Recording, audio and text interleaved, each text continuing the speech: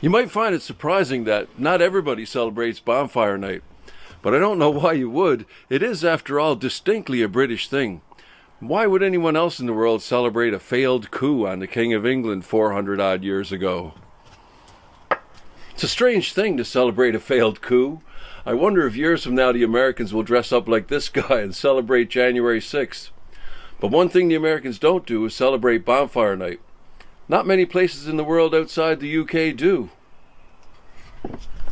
Unlike most of the world, and most of Canada for that matter, in Newfoundland we've always celebrated Bonfire Night. Newfoundland was England's first claim in North America, so there are still deep, long-lasting ties with this country. I spent most of my life in Canada, and not just anywhere in Canada. I grew up in Newfoundland. It's Canada's most easterly province. It's actually the most easterly part of North America. It's the bit closest to here. You just turn left to Greenland, which is how the Vikings found it 1,000 years ago today. Well, maybe not today, but it could have been today. If you follow science and history news, you'll know it's been known for some time that the Vikings set up station in L'Anse Meadows, Newfoundland, long before Columbus supposedly discovered America. Recent findings have narrowed it down to a specific year, and that year was 1,000 years ago exactly, in the year 1021. Scientists used an atmospheric radiocarbon signal produced by a dated solar storm as a reference. This enabled them to pinpoint the exact felling year of a tree that was used in the Viking settlement to the year 1021. We all have an insulated view of the world. When asked what the second city was in the UK, the people of Birmingham said Birmingham. The people of Manchester said London.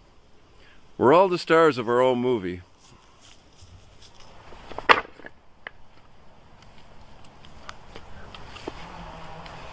When we first moved here, I was listening to BBC Manchester one day, and I heard Phil Trow say, "Fill your boots." Wait, what? That's one of our sayings. As a matter of fact, I would have thought it a definitive Newfoundland statement.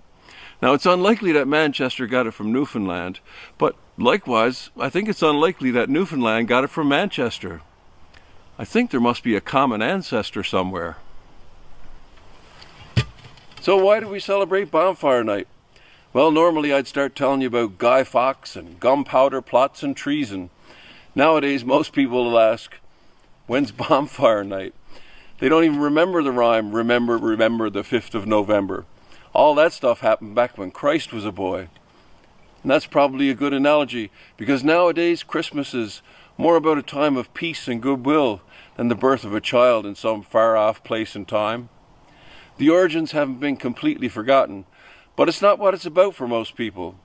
Do you think the guys that have been setting off fireworks for the last week have been celebrating the failed attempt to get a Protestant king off the throne back in 1605? But we did and do celebrate Bonfire Night in Newfoundland. We'd spend weeks gathering up wood and old tires, but I don't recommend that one nowadays. It was a competition amongst us kids to see who could build the biggest bonfire, and we weren't above nicking off of other people's piles either. We knew nothing about Guy Fawkes or the origins of it all. It was just another reason to get together and have some good fun. And on the subject of fireworks, we don't and never did have them on Bonfire Night. Something like this was our fireworks. It's called a blasty bough, and we made sure we had lots of them. When you cut the boughs off a fir tree, they turn this rusty red color, and when you throw them on the fire, they make this fantastic crackling sound, and they send sparks high up in the sky. Bonfire Night has always been my favorite, and I've gained a new appreciation for it since I moved here. It's unfortunate that once again the large gatherings at bonfires have been cancelled.